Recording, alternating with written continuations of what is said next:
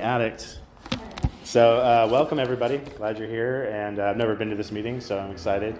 I always love to go to new meetings, and when someone asks me to be of service, I clear my schedule. You know how everyone's like, "Oh, I'm busy." Well, I don't do that because I can't keep what I have without giving it away, and that's my higher power sending me a message that I probably need to show up and step up here and share some kind of hope with somebody, right? Because there is a lot of hope here. If you haven't found it yet, keep coming back. You know, that's what they told me.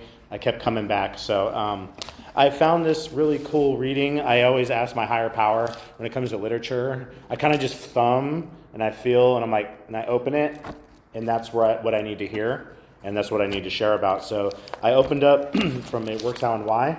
I don't know if you guys have this book, but it's great. If you do the step work, this goes in conjunction with the step work.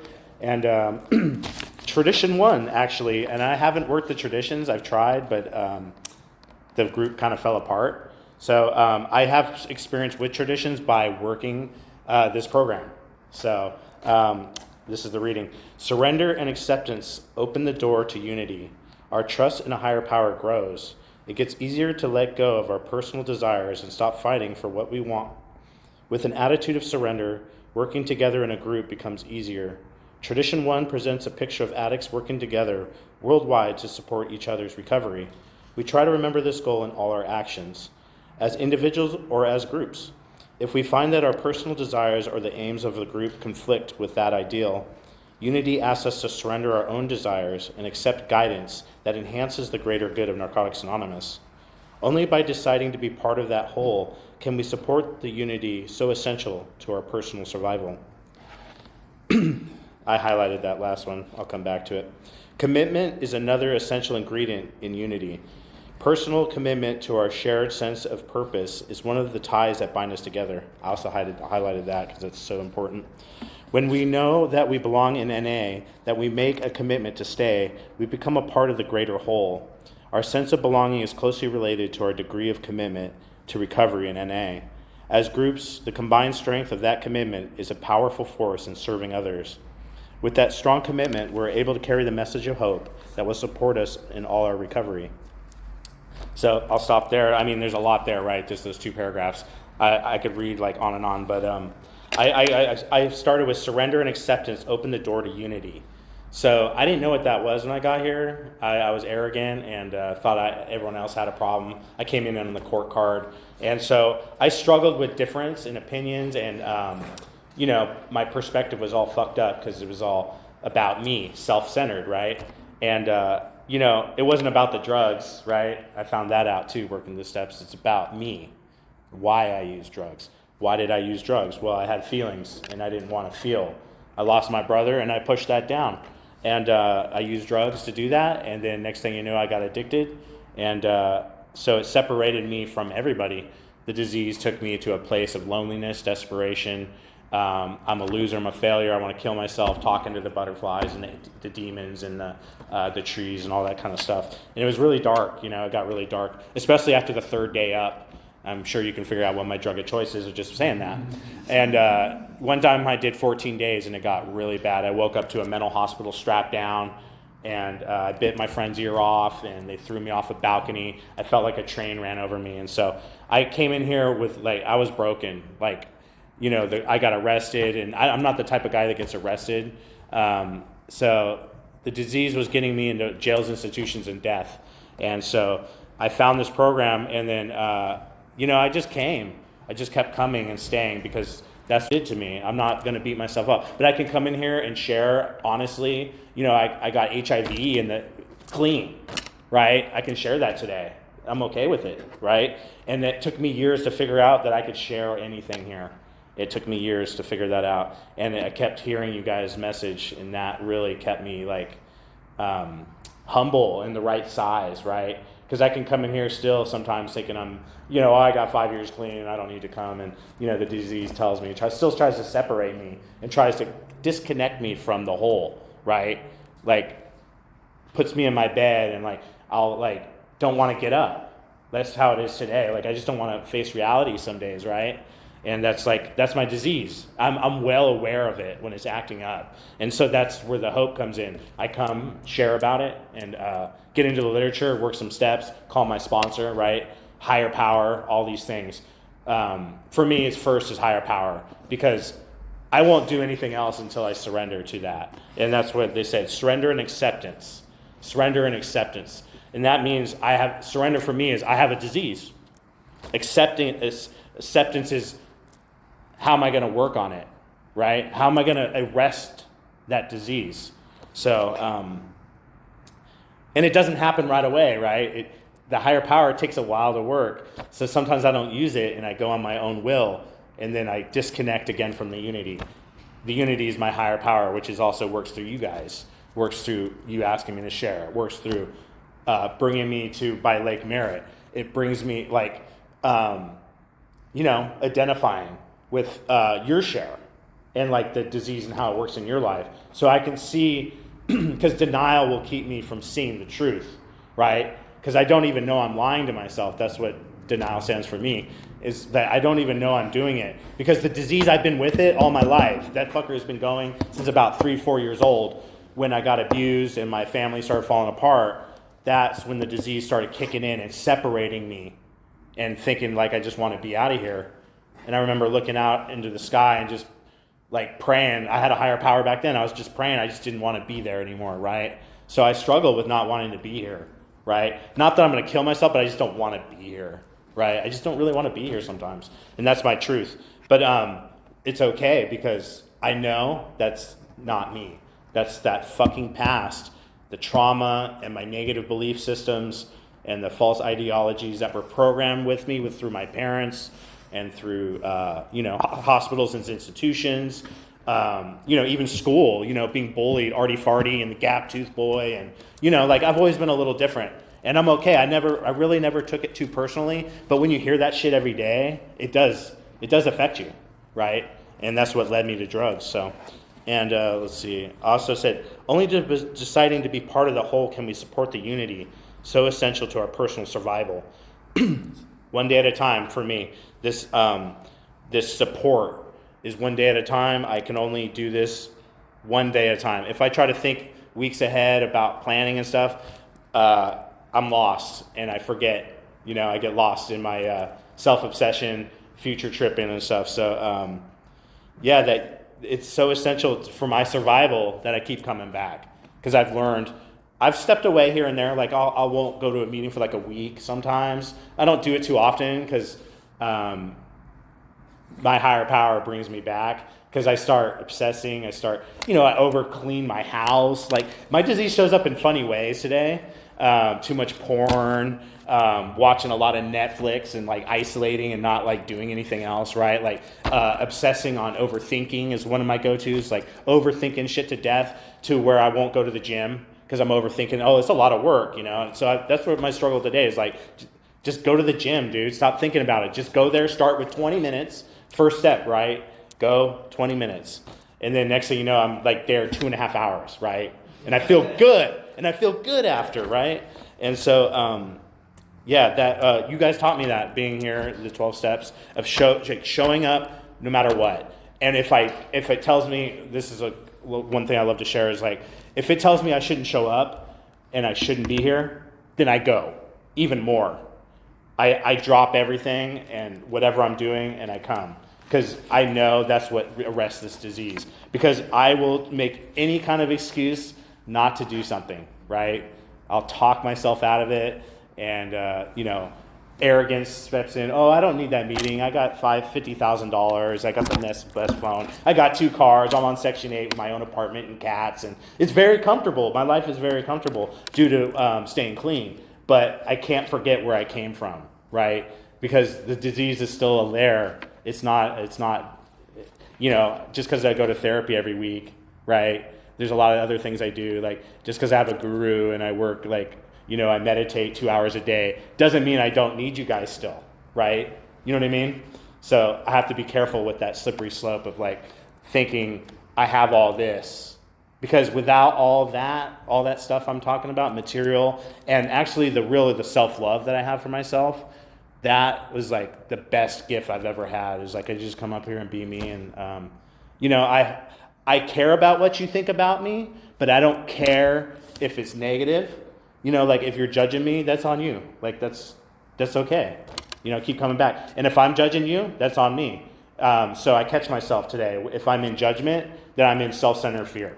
So that's how I know if you're judging me, you're in self-centered fear, right? It's real simple. And I have compassion for you today because I came in here with that self-centered fear, and I still struggle with that self-centered fear if I'm not, depends on how my day went and what I did, right? So it's interesting how I'm very self-reflective today. And that's due to the unity. That like 2 years into this program, I found what unity meant. And I found it through fellowshipping. I used to go out and how everyone clicks up and they get in their little groups. And I was always like an anti-click kind of guy, So I was like, oh, I don't need to talk to them. And I would just like bolt to my car and take off. Well, finally I found what self-love was, and I was like, I just started talking to people. And now I got like 900 numbers in here. I don't even know half the people anymore, but you know what I mean? I have a lot of numbers in here from recovery. They're almost all recovery or Burning Man friends that know I'm in recovery. Like almost everyone in that phone knows I'm in recovery because I don't give a fuck. I'm trying to save my life. And I want you to know who I am today. And I'm not ashamed about, I know anonymity is a real must, but for me, I don't need it because I love myself today. And if the job won't hire me because I'm an addict, then that job isn't meant for me, right? That higher power is telling me that I need someone that accepts and loves me. And if they're going to judge me like that, then that's not part of the whole. I need everything part of this recovery thing, not just people, but places, right? Like I live in an apartment and there's no one using in there. I have good friends I hang out with. They're all in recovery. We go out to eat and stuff, and they show me the love. And that's what I need to keep me here. Because the disease always is trying to tell me that I'm a piece of shit, that I don't deserve love, I'm worthless. These little negative thoughts in my head, they still spatter off here and there, right? And they tell me, you should probably just go kill yourself. Because the disease knows I won't use, so it's trying to come at me at a different angle, right?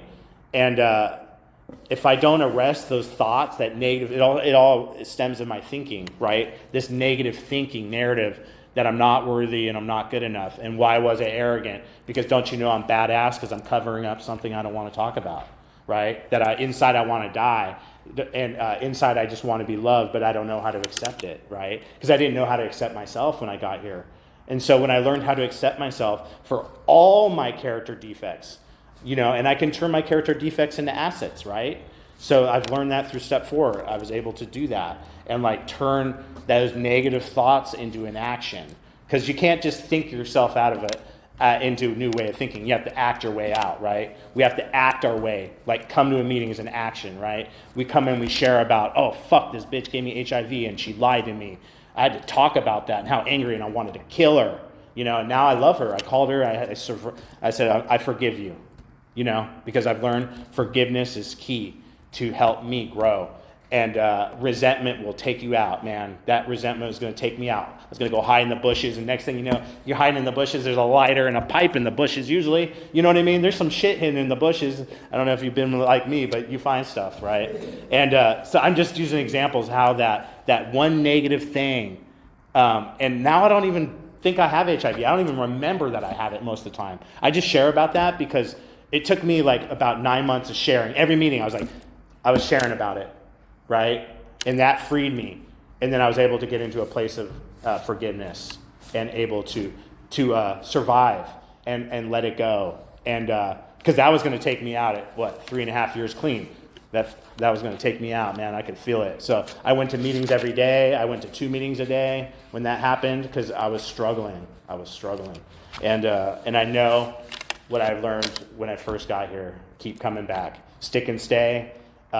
Pick up a book, get a sponsor, and just remember that I'm not alone. You're not alone. If you're sitting here, you're not alone right now. And when you're struggling, reach out. That's what I learned too. Is I just reach out every day now. It's not even hard for me. In the beginning, I was calling these numbers. And one guy talked to me for an hour, a complete stranger. It was beautiful. I needed that. So. And let's see. Commitment is another essential ingredient in a unity. If you don't have a commitment, I recommend get one. It doesn't have to be with NA, but I recommend it. It should, or it could be with NA, because I know for me, when I keep coming back with a service commitment, I feel the ego and the me and the I and all those identifications kind of slip away, and I'm just there to help, and that's that love that my higher power is giving me back, is that self-love and loving others where they're at too, like no matter what, just nod and smile, and sometimes that's all a person needs, just to sit there and hold that space, like whatever they're going through. And I don't take anything personal anymore either. It's just I recognize and how I can help. How can I help?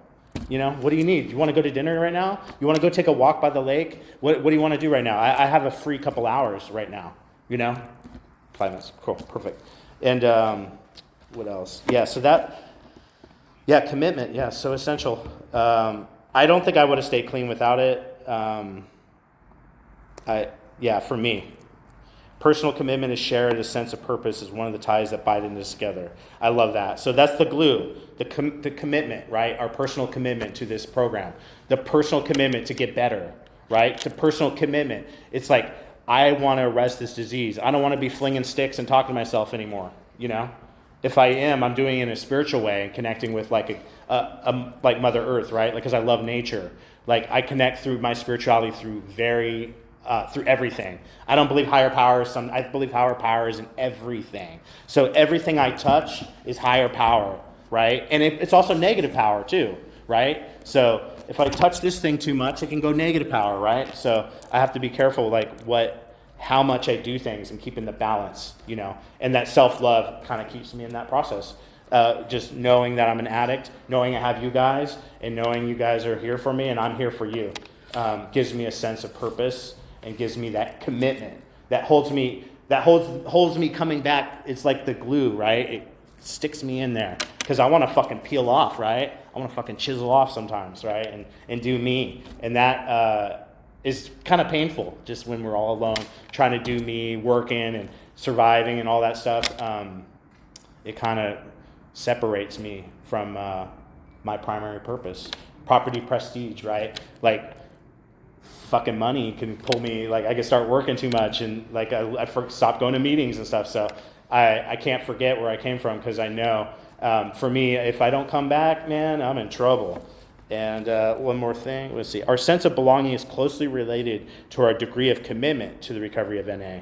So, I never belonged anywhere. I never thought I belonged anywhere. I was just, except in nature. I kind of had that spiritual. I've always been like connected with nature. And my little brother, which I lost, which led me to recovery. And I feel like I belong here. Like, I don't feel, I walk in here, and even with all you, I don't think I know any of you guys in here, except her right there. I've seen her at the Gilman, and I've seen a couple of you around, but I don't know any of you, and I feel completely comfortable in my skin. You know what I mean? And that's a good feeling, because I know you guys are in here because you had some self issues, like me, right? Like shame, guilt, anger, maybe a little sexual addiction. I mean, I'm sure some of you guys got some addictions that are related to me. You know what I mean? Like, we don't just get addicted to drugs, right? Got addicted to other things. So that makes me feel like there's hope, because you guys are here you guys are here right now, and that's amazing to me. You could be out there doing the shit we do, but you're here right now, right? Just for today, just for now, you're here. So that gives me that related degree, that just like that, like the ties that bind, the fabric, the unity. It's all like interwebbed together, right? And with that strong commitment, we're able to carry the message of hope that will support us all in our recovery. So just like I said, it's all tied together. The hope is here. You just have to look for it. Sometimes you have to dig deep in yourself and find that you're worthy. Like, I'm worthy today of love, right? I'm worthy of that because that's what this world's about, in my opinion. Like, it's all about love, man. And if you don't believe that, keep coming back and keep working on yourself, because you'll find self-love through just doing the work and nurturing your spirit. You'll find the things that you're good at. Like, I'm a good writer, I'm a good talker, I'm a good walker. I dog walk, like, I work for myself. I'm really good at saving money, apparently, right? Like, I didn't even know that. Like, we get clean, we find good things we can do. And, like, I'm really good at, like, listening to people today, too. I never could listen. That's such a beauty to me, just to be able to listen to you guys and, like, hear something. And for me, when I listen, like, I want to hear what, even if it doesn't relate to me for my future recovery, I put that shit in my toolbox. I record shit. I write shit down, stuff that I might need in my future, because no one gets out alive, and I want to get out alive clean. I don't know about you guys, but I want to get out alive clean. I want to die clean with my cats next to me. You know, like my whoever that knows me said, that guy died clean. He was a good dude. You know, like I want people at my funeral or whatever that was like, he did a good job, man. He helped some people. He left some good, you know, he left some nice paintings on the walls, and he left some money for some charities. You know, I want to do some stuff in this world to help it be better than like when I got here, which I was just a taker and, you know, burning it all down and didn't give a fuck. So that's my time. Thanks for allowing me to share. I hope you guys got something out of it, and I'll keep coming back. Thanks,